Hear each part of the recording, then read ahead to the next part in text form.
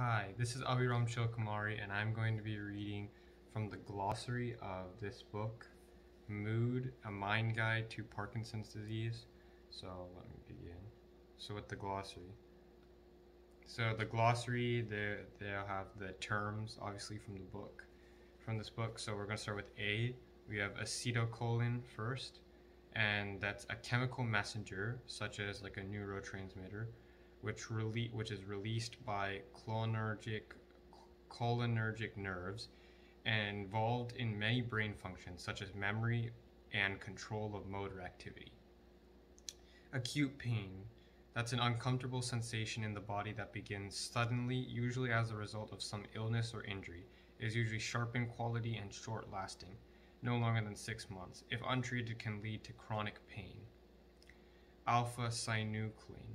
A protein in the human brain that is associated with the development of Parkinson's, is the main component of Lewy bodies.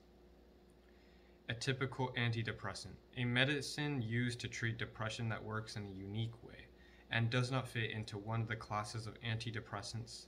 See selective serotonin reuptake inhibitor, SSRI, also known as SSRI, serotonin norepinephrine reuptake inhibitor, also known as SNRI, and tricyclic antidepressant. So then there's B, we have benzodiazepine, which is a class of medicine that produces sedation and muscle relaxation, used to treat anxiety, fast-acting but habit-forming. C, we have chronic pain, that's persistent pain that lasts weeks or years. We have also clinical depression, which is diagnosed depression that can be mild, moderate, or severe based on the symptoms you have and how long you have them, classified as either major depressive disorder or dysthymia. We have cognitive behavioral therapy, which is a type of psychotherapy that helps you recognize and change patterns of negative thinking and behavior. Then complementary therapy, which is a therapy that you use in addition to your medicines and psychotherapy, however not to replace them. And examples include nutritional supplements, meditation, and massage. So going on to D, we have delusion, which is a false, fixed, or idiosyncratic beliefs not substantiated by sensory or objective evidence. They are not deliberate and cannot be controlled. Then we have dopamine, which is a chemical messenger. You can also see neurotransmitter again, which is it's another neurotransmitter that's primarily responsible for controlling movement, emotional responses, and the ability to feel pleasure and pain. In people with Parkinson's, the cells that make dopamine are impaired or die. Then we have dopamine agonist, which is also known as DA.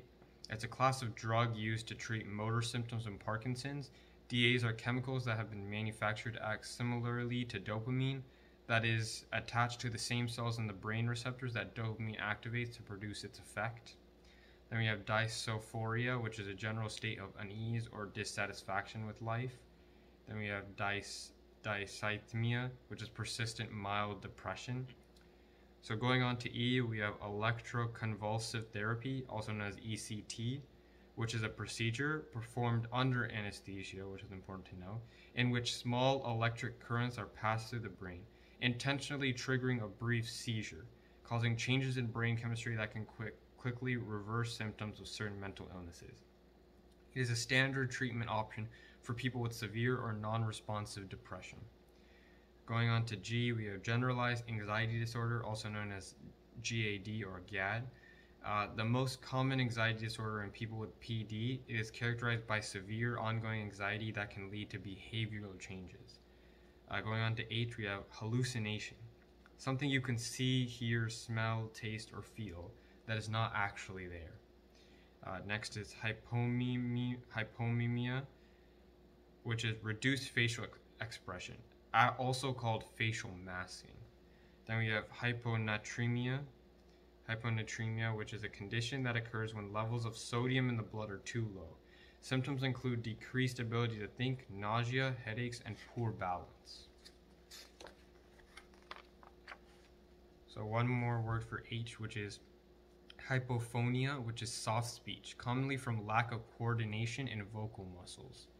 Then for I, we have impulsive behavior, which is performing an act persistent and repetitively without it necessarily leading to an actual reward or pleasure. In Parkinson's, this can be a side effect of dopamine agonists and usually takes the form of uncontrolled shopping, gambling, eating, or sexual urges. If you experience this symptom, tell your doctor immediately. Then L, we have levodopa, which is the medication most commonly given to control the motor symptoms of Parkinson's. It is converted in the brain into dopamine. M, we have major depressive disorder, which is severe clinical depression. And then there's mood disorder, which is a psychological condition in which mood is either elevated or lowered.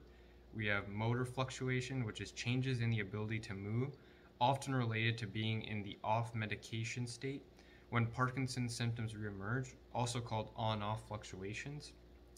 Then N, we have neurodegenerative disorder, a disease characterized by the loss of cells of the brain or spinal cord, which over time leads to dysfunction and disability.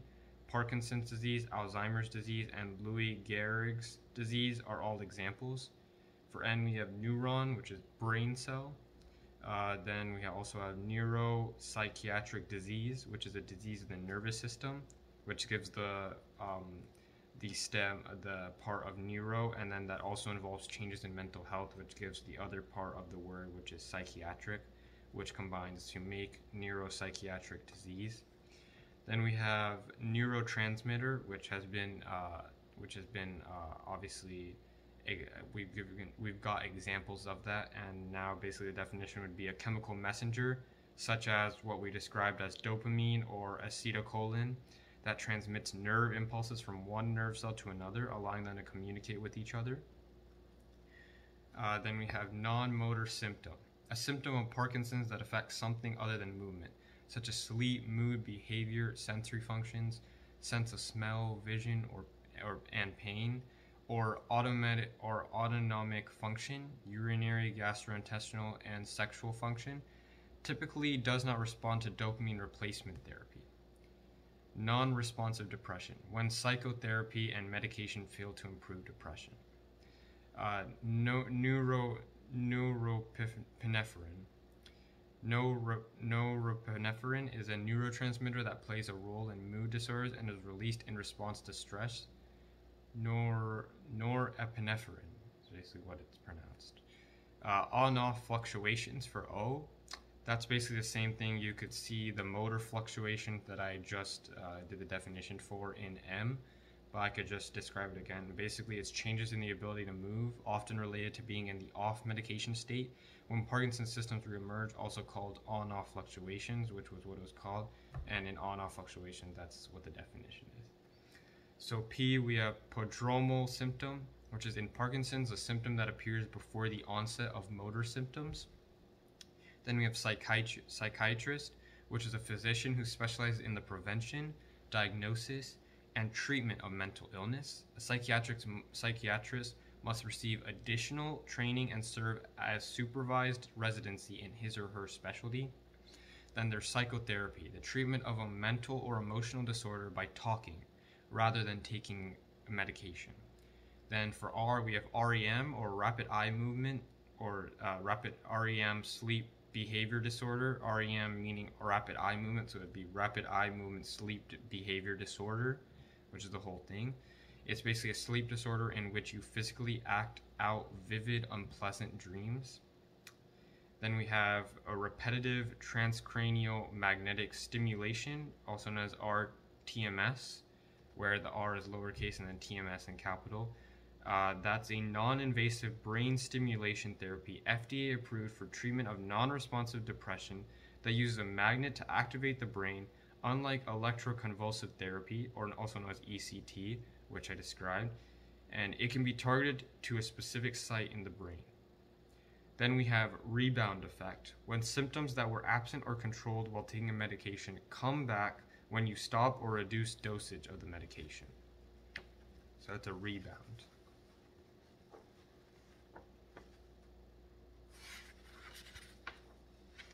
Now going on to S, we have selective serotonin reuptake inhibitor, also known as SSRI. It's a class of antidepressant medication that works by increasing levels of the neurotransmitter serotonin in the brain. Now, serotonin, as described from SSRI, is a neurotransmitter that affects the regulation of mood, appetite, body temperature, sleep, and pain. Now, next word is serotonin norepinephrine reuptake inhibitor, which is SNRI, not to be mistaken with SSRI, which is selective serotonin reuptake inhibitor. So the serotonin norepinephrine reuptake inhibitor is a class of antidepressant medication that works by increasing levels of the neurotransmitters serotonin and norepinephrine in the brain. Not just serotonin, but also norepinephrine in the brain. So synaptic space, so that's the area between neurons where cellular communication occurs, and yeah. So for T, we have tapering. In reference to medication, tapering is the act of stopping a medication slowly by gradually reducing the dose and or frequency. So next is transcranial direct current stimulation, which is also known as TDCS, T being lowercase and DCS being capital. So transcranial direct current stimulation is a non-invasive brain stimulation treatment in which low current is delivered to a specific area of the brain via electrodes on the scalp, it's being studied to relieve symptoms of PD and depression. However, it has not been approved by the FDA.